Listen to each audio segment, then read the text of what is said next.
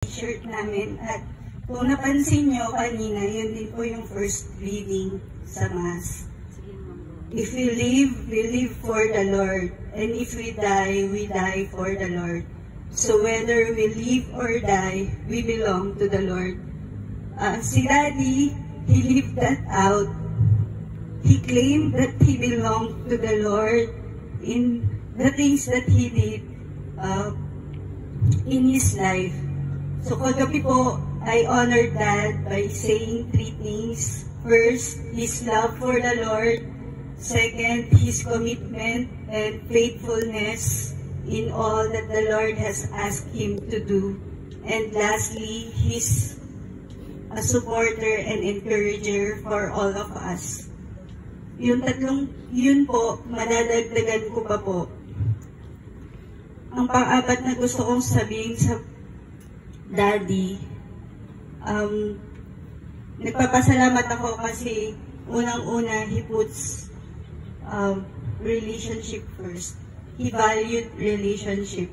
Unang-una sa pamilya, madami na po kaming nasabi how he took care of all of us.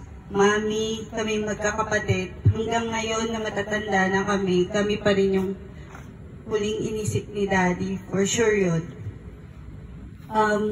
Thank you, Daddy, kasi you've been a good example on how to relate with people well. How to put first relationship. Kasi yun yung gusto mong ituro din sa amin. To value relationship with other people. To put importance in relationship. So salamat po sa pag set ng example na yun. And I want to thank my dad mainly because aside from all of the things that I've said already,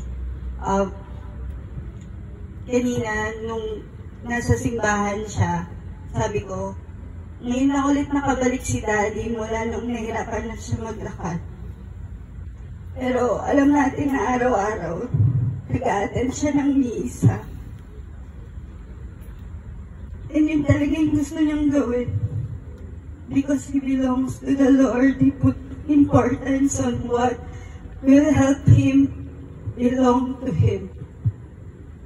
Thank you, Daddy. You set a good example on putting relationship first, especially your relationship for the Lord.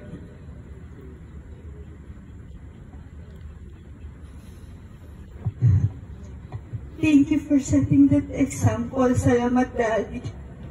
Ipagpapatuloy ko yun.